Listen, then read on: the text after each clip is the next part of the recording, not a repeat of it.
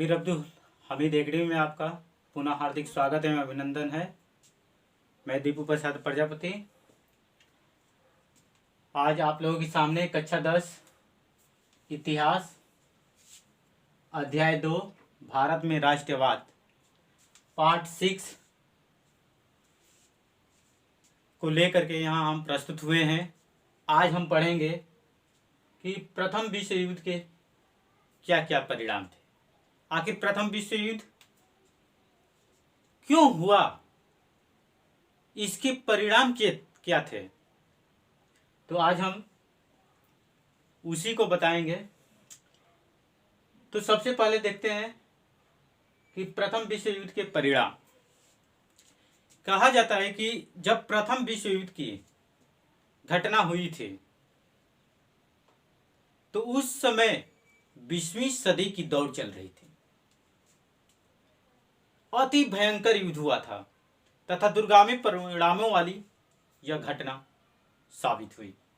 यह युद्ध इससे पहले हुए सभी युद्धों से कई गुना अधिक विनाशकारी सिद्ध हुआ।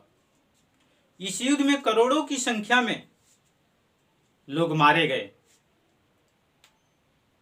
करोड़ों की संख्या में लोग घायल हुए तथा जन क्षति की हानि हुई, बहुत अधिक मात्रा में हानि हुई। इसके अतिरिक्त इसके निम्नलिखित परिणाम हुए। तो आज हम उसी परिणाम को जानेंगे स्टेप वाइज की कौन कौन से परिणाम हुए थे। तो सबसे पहले हम लेते हैं जन धन का भारी विनाश। आखिर जन धन का भारी विनाश क्यों होगा? इसलिए होता है कि जब एक देश दूसरे देश से लड़ते हैं तो दोनों देश का आर्थिक यानी कि अर्थव्यवस्था तहस नहस हो जाती है। तो बच्चों आज हम उसी के बारे में बताएंगे कि जन धन का भारी विनाश। इसमें कहा जाता है कि जो प्रथम विश्व युद्ध हुआ था, जन और धन अत्यधिक मात्रा में विनाशकारी सिद्ध हुआ। इस युद्ध में मित्र राष्ट्रों के लगभग 50 लाख लोग मारे गए और जर्मनी के 80 लाख लोग मारे गए। आप सोचिए, और उसमें क्या था, जब 50 लाख लोग मित्र राष्ट्र के मारे गए थे और 80 लाख जर्मनी के लोग मारे गए थे, तो उसमें कम से कम कितने करोड़ लोग घायल हुए थे। हम एक तरफ से कह सकते हैं कि 2 करोड़ से अधिक लोग उस युद्ध में घायल हुए थे। इस जनहानि के साथ साथ धन व संपत्ति की भी अपार हानि हुई, यानी कि अपार क्षति हुई। दोनों पक्षों की ओर से युद्ध में लगभग 1 लाख यानी 1 खरब 67 अरब डॉलर व्यय हुए। यानी कि कहने का मतलब यह है 1 खरब 67 डॉलर दोनों देशों का हानि हुआ। और जितनी भी इनके पास जितनी भी संपत्तियां थी वह इस युद्ध के कारण नष्ट हुए। बात करते हैं आधुनिक हथियारों के निर्माण की ओर। इसमें क्या होता है कि युद्ध तो चल ही रहा था। युद्ध जो चल रहा था यूरोप महाद्वीप में और एशिया महाद्वीप के बीच हो रहा था। विश्व की लगभग 87% जनता ने अप्रत्यक्ष रूप से इस युद्ध में उन्होंने भाग लिया। यानी 87%। सोचिए कि 100% में से 87% लोगों ने क्या किया कि भाग लिया। 100% में से बचे कितने, तो 13% बचे थे जो कि उन्होंने भाग नहीं लिया। इस युद्ध में विशाल टैंकों विषैली गैसें, विषैली दवाएं और हवाई जहाजों तथा पनडुब्बियों आदि का भारी मात्रा में प्रयोग किया गया। वैज्ञानिक प्रगति के कारण विभिन्न देशों में इन हथियारों के निर्माण की होड़ लग गई थी। बात करते हैं तीसरी पॉइंट की, निरंकुश राजवंशों का अंत। इस विनाशकारी युद्ध के पश्चात अधिकांश राष्ट्रों में स्थापित निरंकुश राजवंशों का अंत हो जाता है। रूस, जर्मनी एवं ऑस्ट्रिया, रूस, जर्मनी, ऑस्ट्रिया यानी RJA, यानी कि रूस, जर्मनी, ऑस्ट्रिया में राजतंत्र का उसी दिन से समापन हो जाता है। कहने का मतलब यह है कि निरंकुश राजवंशों का उसी समय अंत हो जाता है और प्रजातंत्र का स्थापना की जाती है। इसके अतिरिक्त प्रथम विश्व युद्ध के परिणाम स्वरूप फिनलैंड, क्या तो फिनलैंड, पोलैंड, तुर्की, युगोस्लाविया, लिथुआनिया, लाताविया आदि राज्यों में गणतांत्रिक शासन की स्थापना हो जाती है। फिर कहते हैं कि राष्ट्रीय भावनाओं का विकास। चौथा था परिणाम कि राष्ट्रीय भावनाओं का विकास कैसे होगा। तो राष्ट्रीय भावनाओं का विकास के बारे में जो उस समय का जो युद्ध था, हम एक तरफ से कह सकते हैं यह विनाशकारी युद्ध था, लेकिन इस युद्ध के पश्चात राष्ट्रीयता तथा आत्मनिर्भर,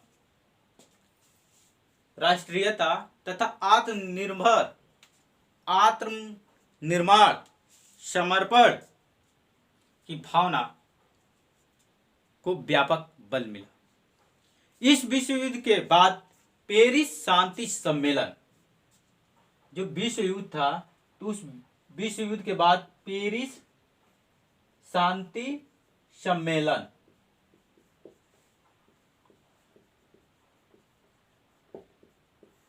की स्थापना की गई तथा उसी समय 8 नए राज्यों का गठन किया गया।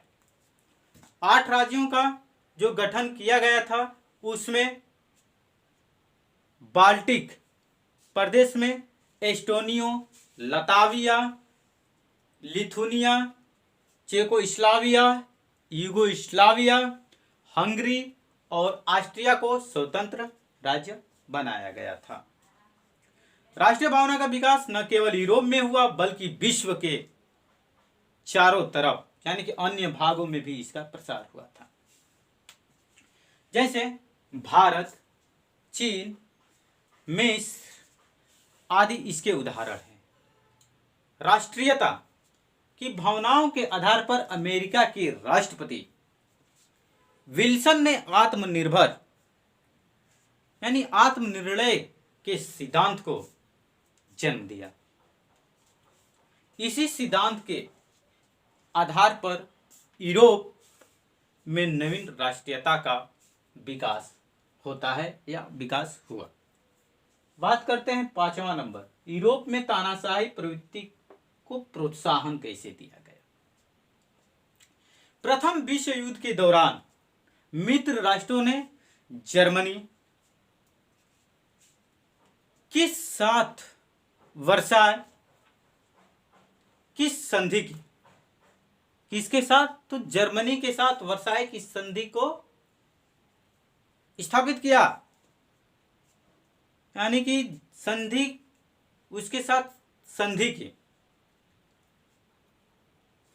इस संधि की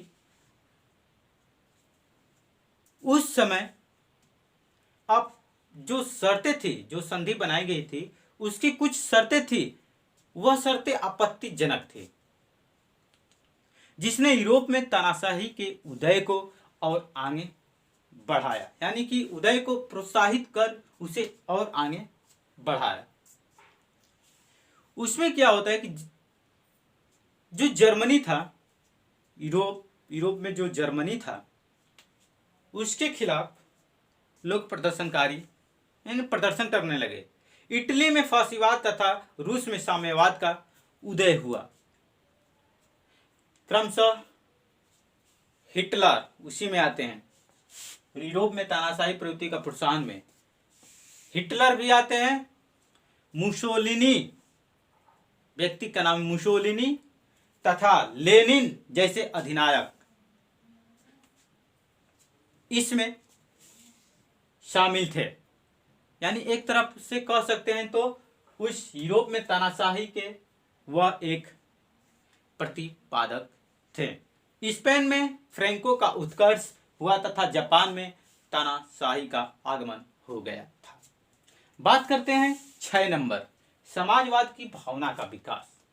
तो समाजवाद की भावना का विकास में क्या होता है कि जब हमारा प्रथम विश्व युद्ध चल रहा था, उसके परिणाम स्वरूप यूरोप में समाजवाद का तेजी के साथ विकास होने लगा। सभी देशों की सरकारें उद्योग धंधों पर नियंत्रण लगाने के लिए श्रमिकों को सुविधाएं देने लगी।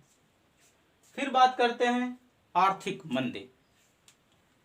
जिस समय युद्ध हो रहा था, उसी समय युद्ध में धन के भारी विनाश ने अनेक देशों, जो अनेक देश थे, बहुत ही कर्जदार हो गए थे। भाई जैसे हम एक दूसरे से लड़ेंगे तो दोनों देशों की हानि होती है। अब ये नहीं कि हम एक दूसरे देश से लड़ रहे हैं तो हमें नुकसान नहीं होगा, होगा, जरूर होगा। वही बात था कि 1 और 2, ये दोनों देशों क्या करते हैं कि आपस में लड़ाई करते हैं। इनके पास एक ऐसा निश्चित समय आता है कि इनके पास खाने पीने के लिए कोई वस्तुएं नहीं बचती है। तो उसी में क्या हुआ, अब आते हैं अमेरिका। यहां पर एक हीरो की एंट्री होती है। उस समय जो हीरो था वह अमेरिका था। अमेरिका देश की एंट्री होती है, और जो अमेरिका है, जितने देश कर्जदार थे, अमेरिका से पैसा लिया, डॉलर लिया, और उनके साथ, अमेरिका के साथ जो देश कर्जदार थे, वो लोग आकर के अमेरिका में शामिल हो गए। दिसंबर 1922 की बात करते हैं।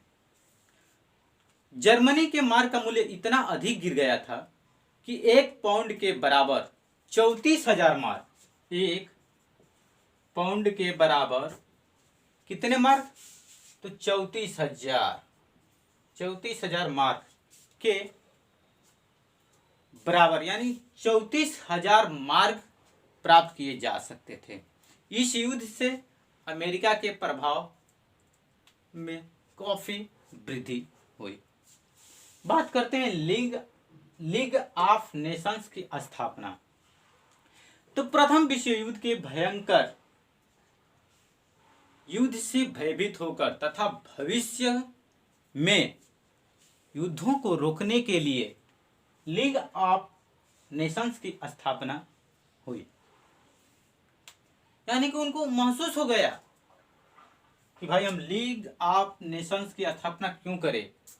वहीं आते हैं, लीग ऑफ नेशंस की स्थापना इसलिए किया गया कि अगर अदर देश से अगर लड़ाई लगती है तो इससे पहले लीग ऑफ नेशंस जो था, यानी कि दोनों देशों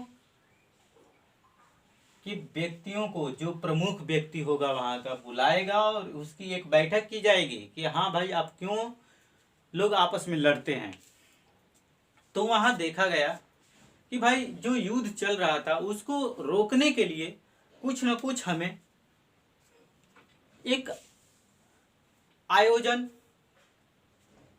कार्यक्रम किया जाए। उस आयोजन कार्यक्रम के द्वारा हम एक अपना गठन बनाएंगे, हम उस गठन का स्थापना करेंगे। उस गठन का नाम था लीग ऑफ नेशंस। अमेरिका के राष्ट्रपति वुड्रो नाम है उनका, सॉरी